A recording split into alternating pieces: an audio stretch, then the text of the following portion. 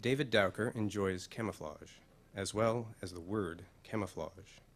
By day, he emerges from his cocoon to appear amongst the economists of Toronto, ready and willing to make a trade or trim the hedges of your funds. Actually, I have no idea what he does. But by night, he hides among the words. These words such as camouflage or vernacular, he uses thoughtfully to misdirect and attune the reader toward a different economy. For years now, I have been looking for the mechanism that was built to create machine language, but curiously, this mechanism appears to be the ghost in the machine language. And so I suspect that it, the machine, might actually be his mind. Please welcome David Dowker.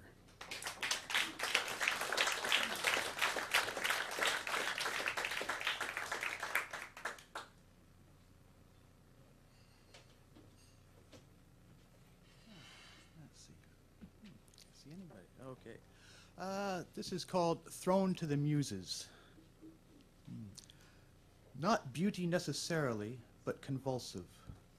Her clone on crutches, abruptly beside me, as if some messenger from that other realm, slurred and pointedly without perspective.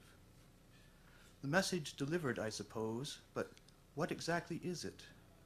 A demonstration, perhaps, of their rarefied abilities, the sheer immensity of their access. So events occur to know each other. Their music plays through us, a complex caterwaul of sound and furry silences. Sacred instruments make them nervous. The production of meaning meant to maintain a state of perpetual arousal, a smile passed from mind to mind in the curve of her from stem to stamen. The evident attraction of skin for skin involves implicitly. Resistance wavers whenever the thin line of static shivers visibly. Cells communicate covertly, coded call and response to threshold excitation. These are the secret lives of signs, the twinned worlds entwined in flesh divined, not to be confused with the audible click of metalinguistic crickets or the double articulation of time's voices, whose mandibles sort poetic quanta by penumbra and pale moonlight, pincers glint in, hint at horn's origin, swan bone and the worn signature of ancient fingering, nomad nomenclature. The micro-poetics of the situation desires an explanation. And that's that one.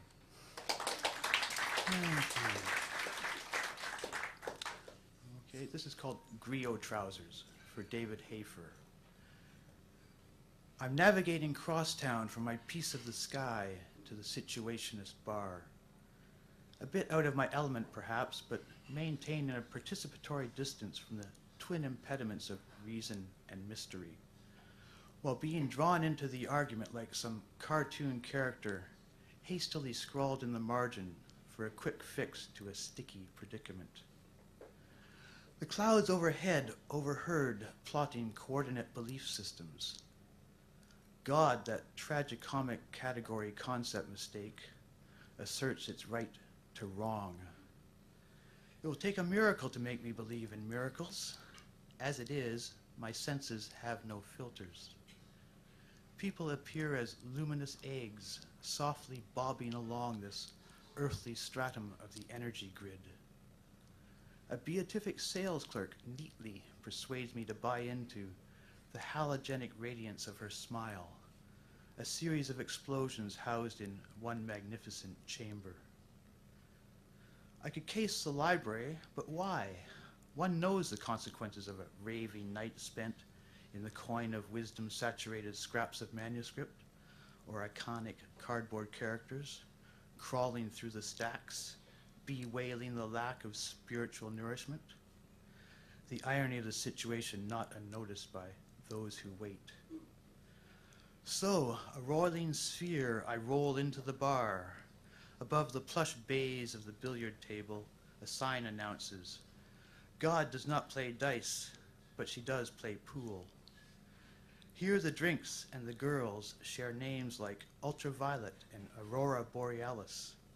Here the boys, clad in sheet metal, bang the drums of their armored personalities. What an occupying force of symmetry and imagination. Nursing my wound, I shine the distance from the table to the bar. Innocence is only natural, Grace muses, visored in ecstasy, licking her companion's apparently non-opposable thumb. Leanna, mad acrobat of the vines, hugs herself and sucks the pucker from a lemon-soaked rag. Soon I have enough of the atmosphere to extend the boundaries of my domain to include my wild friends dwelling nearby in the Dreamtime Villa. Suddenly the lights go out and the ghost of electricity can be seen, dangling from a bare light bulb in the back room. An attenuated voice says, "Place the essence of resistance in a jar by the door and ground the surroundings." I grab my stack of hats and prepare to go to the underflow, back to my sky home, when the man in the QuickTime poster asks me for directions to Alterra. So I give him the memetics and browse my way over to the interzone to get me a pair of those griot trousers. Okay, is that enough? One more? Okay, where was it? Hiding here somewhere. It's called Covenant.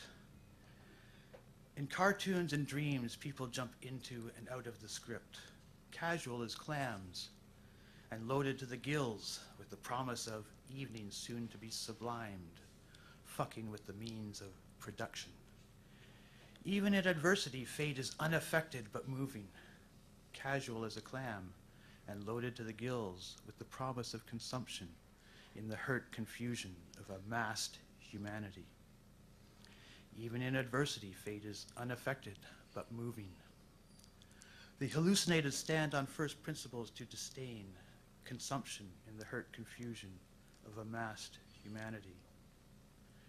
It occupies the space between multinational wheat cartels and the hallucinated who stand on first principles to disdain the hunger of the media for the misery of the people.